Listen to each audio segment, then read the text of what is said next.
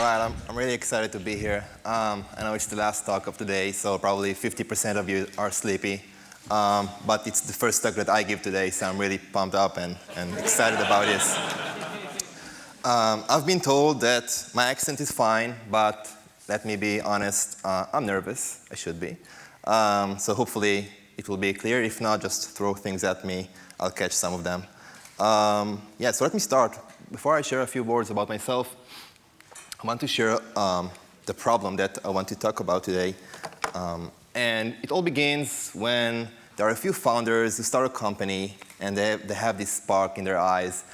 They want to change the world, right? It's the founders of Airbnb in this case. And everything is just like wonderful, right? And very few of those companies actually grow and become successful, kind of living the dream. But some of you maybe heard of, or some of you actually participated in companies where these companies, when they grow, and some, like the poor bastard who needs to release a new version to production, suddenly like the entire company is panicking with the new version. Even though it's just a tiny change to the CSS to improve that performance in the web page, right?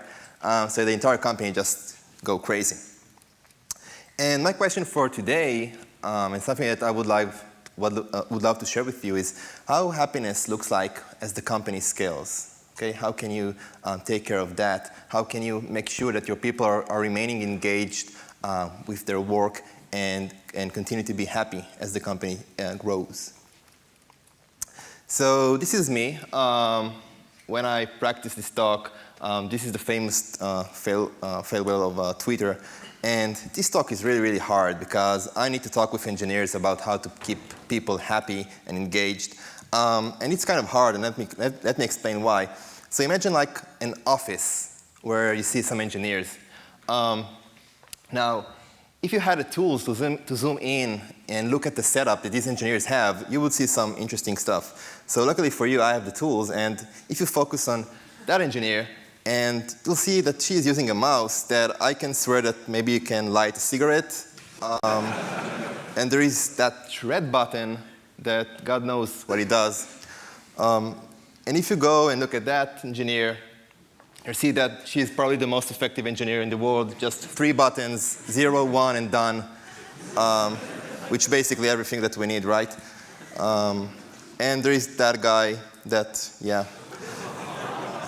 So we're kind of a beautiful snowflakes. We all have our own keyboards, our own mouse, our own IDE, the color scheme, the fonts, right? Everyone is just different, right? Snowflakes. So how the heck should I talk about how to keep everyone happy, everyone engaged? That's why it's so hard for me to talk about that. So who am I? I work as a head of engineering at Fodder. I write and I tweet. So say hey if you want.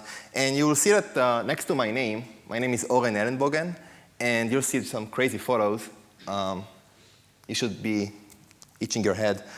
So here's the story. I've started really, really young. So I've been writing code, and actually someone paid me to do so when I was 15. And I was working from home. I was doing a lot of LAMP at the time, so a lot of PHP. And I wrote an answer in some form of someone asked a question, and I wrote an answer. And this guy wrote back, hey, thank you so much for the answer. By the way, is your name really Oren Ellenbogen? To my native Dutch, it sounds like ears and elbows. So then, at the age of 15, my first big what the F moment. And funny enough, I saw that, and I went downstairs, and I talked with my father, who speaks a bit, well, pretty much every language in the planet. And I asked him, did you know that Oren Ellenbogen actually means ears and elbows? He says, oh, yeah. Yeah, didn't I tell you that? Fuck. So, yeah, if Oren is too hard to pronounce, Ellenbogen is too long, then just call me Mr. Elbows. That should work. Got 2 side projects. My wife calls it work. I call it hobbies. One of them is Software Weekly, just a free email list that you can sign up to. I send the 7 posts that I really enjoyed reading during the week about leadership, culture, and people in the software industry. So if you're into that kind of material and you want someone to make the curation for you, it's there. Reading Snowflakes is a book that I wrote from my own experience, just being an engineering manager and being a mentor for some of great people. So it's there. And my purpose today is to make sure that I can just share a few insights, share some of my journey with you. Hopefully you will be able to steal a few ideas and experiment with at your place. So this is what I'm aiming for. Now, luckily, I don't have to prove, or I have to do really little effort, because I don't have to prove what makes people happy and engaged at work. Daniel Pink has a great book, also a great TED Talk, if you prefer the shorter version, about what keeps people happy and engaged at work.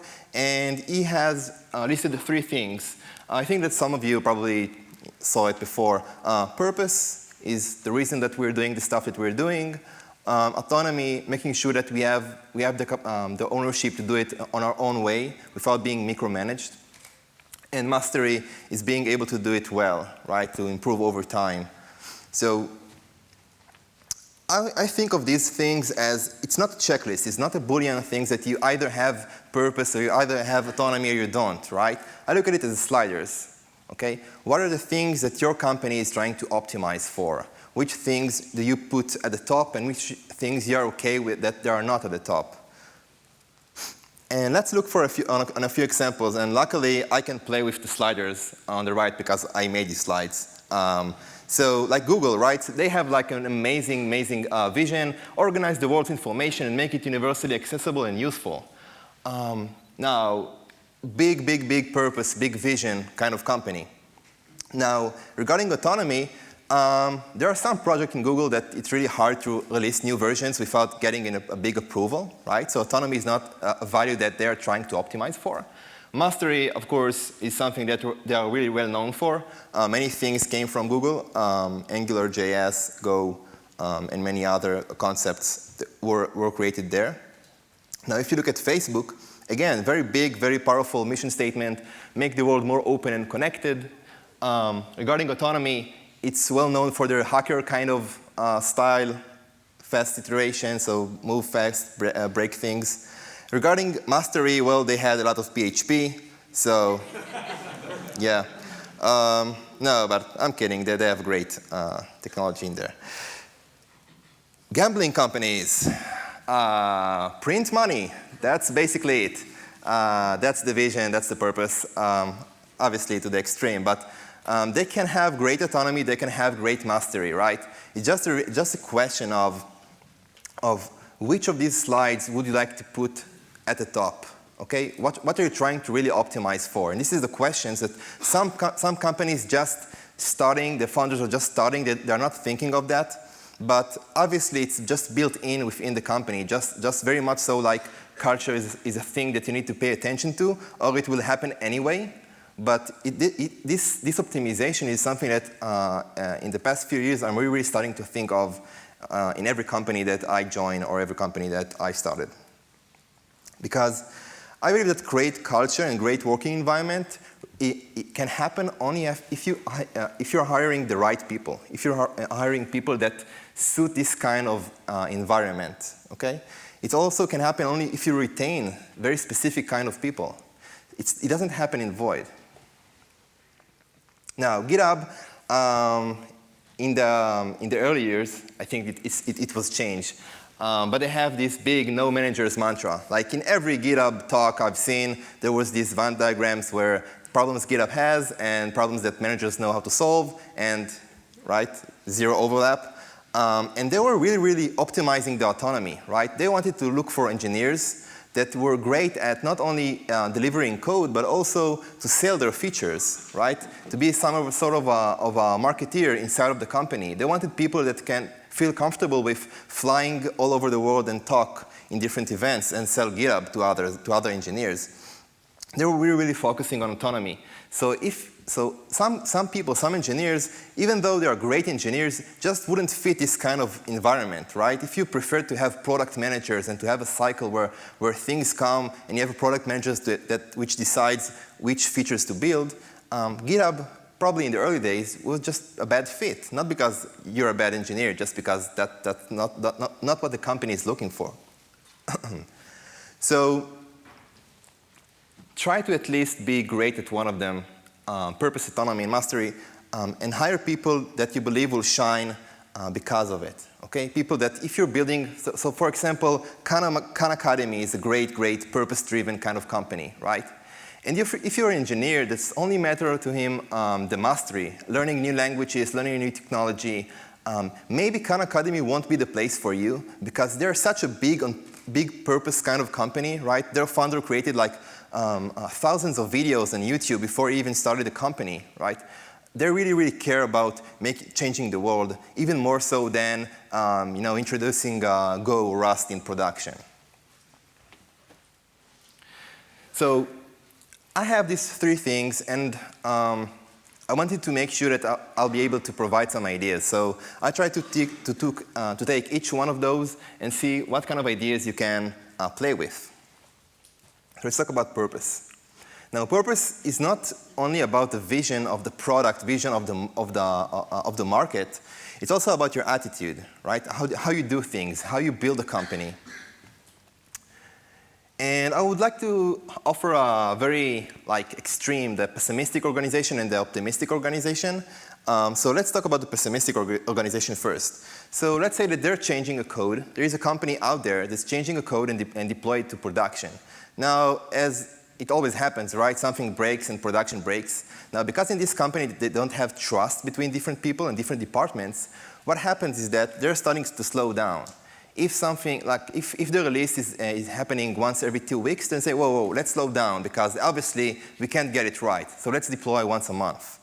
And then because they know that the engineers obviously cannot write good code with high quality, they add more departments to it, right? There is QA and maybe QA automation and maybe other departments just to bring this trust issue and fix that. Now the problem is that this thing still continues to happen. Even now if they're releasing a version every month, it still breaks because that's life. We have bugs in production. And suddenly, things are turning to be really slow because you have so much bureaucracy around you that you need to cope with. Now, if you look at the optimistic organization, and probably continuous deployment made a big shift in terms of the culture or the state of mind, the mindset, that companies are starting to think of, the optimistic organization changes the code, deploys it, still something happens, but what happens when you have continuous deployment or an ability to deploy really fast, then you can make a fix, deploy it to production, no fuss, no problems, and then you can see how can you automate this thing, how you can test it better, and you can move on and deploy more and more versions to production. Now, these 2 organizations, they use the same assumptions, just different coping mechanism. Okay, different attitude. One of them was saying, well, if you fail, let's stop, let's investigate, and let's move slower because we don't want to fail. The optimistic organization says, well, how can we keep pushing forward? How can we fail fast and continue to work on making it better? So it's probably, the way I see it, it's more of learning versus avoiding and alignment versus departments. And DevOps did a lot of that, right? Bring the ops team together, bring the engineering team together, and let's find some middle ground because we don't need to keep engineers away of production. We want to bring them in. We want to make it part of the organization. And I think that as we scale, it's really easy to start to work slower, okay? And that this DNA that we have when we are a really small company, we have to make sure that we are really keeping it alive somehow, okay? Understanding that it might happen and come up with ways that we can keep it alive.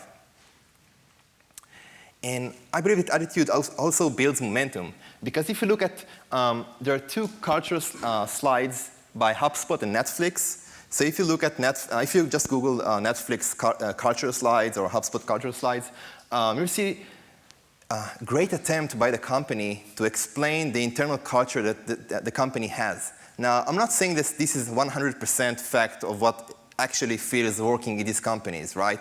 But I think it produces a great attempt from the company to to tell the people inside of the company what is their aspiration for, what kind of company they're trying to build. And it's also externally, it works very, very well because you can see it from the outside and say, that, hey, yeah, I would like to work in a company that believes in these values, that believe that this is the way that things should happen and should work like. Now, purpose should be distributed among teams to avoid what I call local maxima of happiness. And let me explain. So imagine that you're meeting a friend, and you're asking him, hey, so what are you up to these days? And this friend tells you, well, basically I'm just building the mobile version of our main web app. And I'm saying, okay, that sounds exciting. Want to join us? What's going on? And the problem is that if this purpose, this mission statement is not something that is distributed to all of the teams in the company, it's very, very, very easy for some teams just to feel disconnected from the product that they're working on. Now, when we're lacking purpose at work, then every small thing that your boss says, every small thing that technical debt that you have, everything just gets out of proportion, right? Everything annoys you. Everything makes you think of whether or not you should change jobs, right? Now, who's great at it? Right, Google. Freaking self-driving car. What the heck? Like, Google's mission is to organize the world's information and make it universally accessible and useful, and they're building a car. Yeah. And the thing is that even though some products from Google really, really fail terribly, some are really, really successful. And they're able to take this big, big, big mission statement and somehow make different teams in the organization feel relate to it, okay? And yes, mapping libraries and building self-driving car is part of it. Now, it's becoming popular in the continuous deployments days that the first sentence that you'll say to any employees is that you'll join my team and you'll be able to deploy a change to production on your first day at work. Exciting, right? You'll make a change. The problem is that it says more about the company than about that new engineer that joins the team. And I believe that under a first day at work, you should focus on them, not focus on the company. And you should make sure that you're building a team and you're adding this new person and making him feel that he's part of the team. So one hack that you can use, one tradition that we used, is create a tradition where the last employee to join the company prepares a welcome kit to the next employee to join the company, okay? Now, there are no rules. You can buy him a book, you can order him for a lunch, you can prepare some crazy box with gifts inside and crazy jokes, whatever it is, but this is a tradition that you can play with to make sure that this person feels welcome when they join the team. Make it remarkable.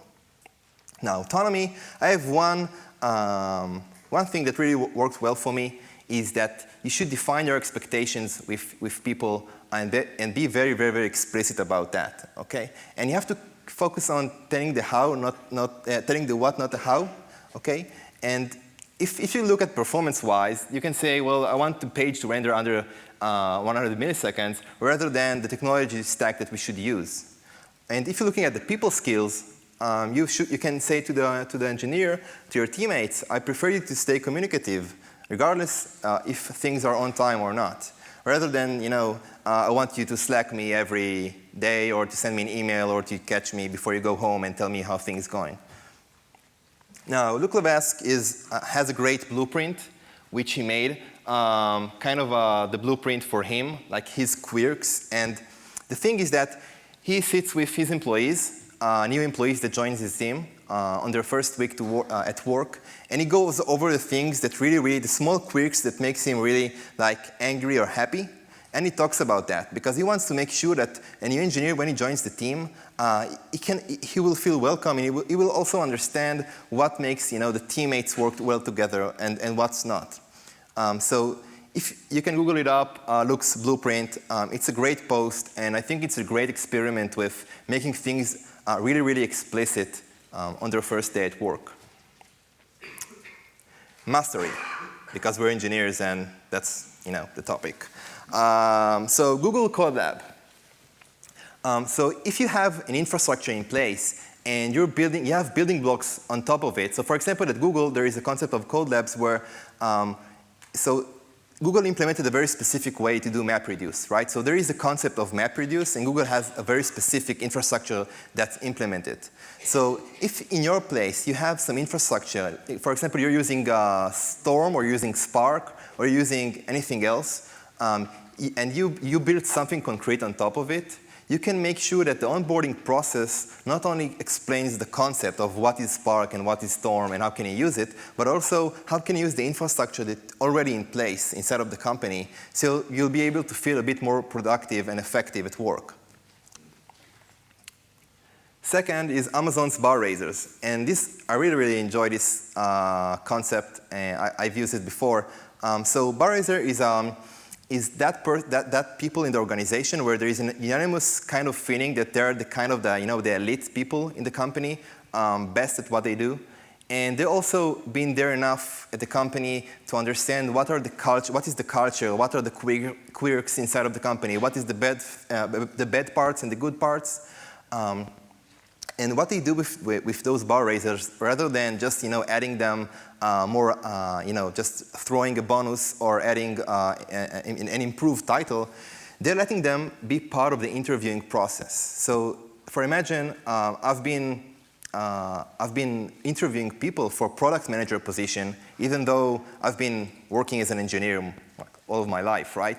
And the thing is that you can take people from different departments. So for example, the product manager can start interviewing engineer or be part of the process, so they can ask questions to see, like as a product manager, how will be working with this engineer feel like, right? Do they have the right culture, the right vibes? So you can take your best people and you can throw them in different interviews processes and ask for their feedback.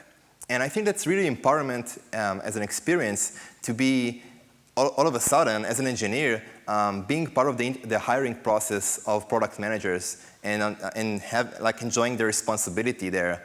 So this is a concept that you can apply at work with people that you believe can do a lot of great questioning about the culture and how it will be to work with them. Now, Medium have a great kind of hack that I really think that is wonderful. They have these tasks that are not really that important and they're obviously not urgent. Like you have some CSS issue or some alignment in the UI that bothers you, or there is some technical debt that really drives me crazy, but no one really cares about that. So they're having every Tuesday afternoon, they're bringing the team together, and everyone can spend their time the way they feel, fixing those little things that bothers them. Okay? So they just meet up together and fix that things because they are kind of a company that really cares about the small stuff, really cares about making sure that everything is really well aligned. Now, the good thing about it is that oftentimes when you write about it to the world, you'll get comments like that, right? One day I will work for a company that does something like this. Obviously, this guy feels that this kind of vibe, this kind of culture, this kind of again, the optimization level is something that he can enjoy, he can appreciate, okay? And this is a great thing in terms of recruiting. Next, building a personal brand for our teammates. Now, how many of us working with really great people, amazing people, and we know that these people are only known inside of the company. Like, the entire company knows that this person is unbelievable, but we know that the day that he will leave the company and try to search for something of his own, no one will know them, okay?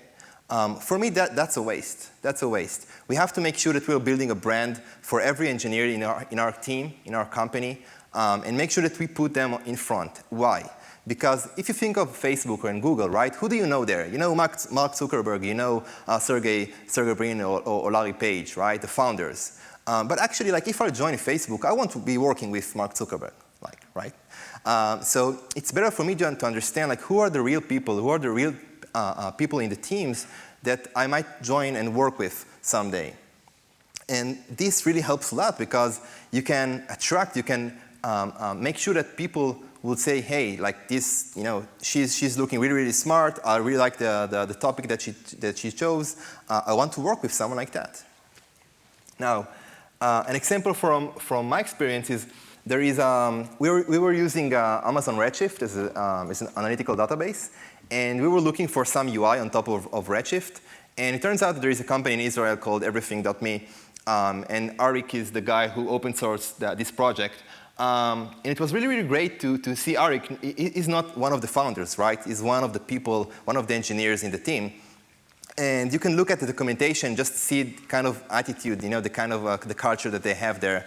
So it was really, just really, really nice experience to learn more about the company and learning more about Arik. And you can think of how can you make your teammates superstars to the rest of the world? How can people in the world find out about people who work with you and say, wow, this really looks great, and I think that these guys are doing some great stuff. So please build stuff and tell people, and don't stop at one, because we often just keep work just produce more work, right? Just an endless game.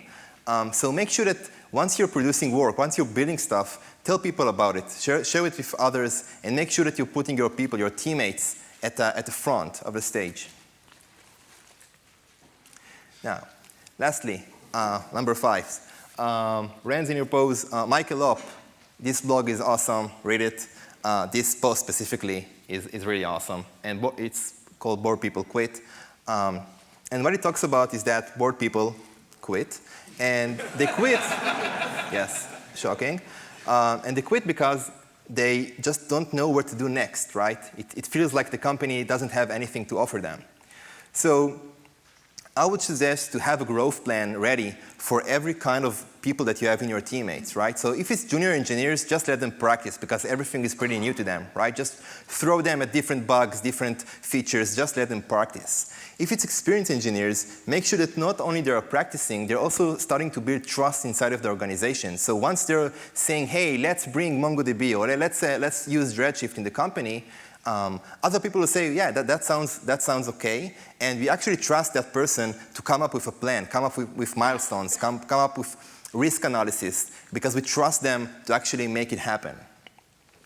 Lastly, veteran engineers, you have to make sure that they are becoming an expert and you're helping them to become expert.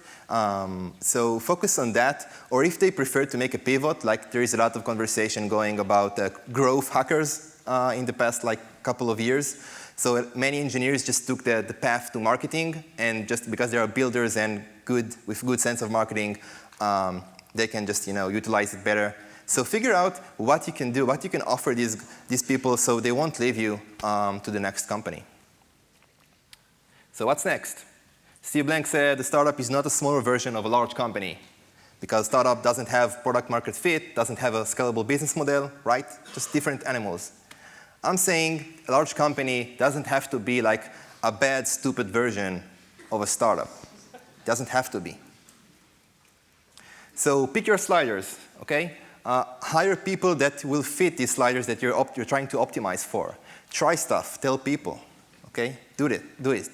Now, just go and play, and let me know how it works. Oren Ellenbogen at Twitter. Thank you so much.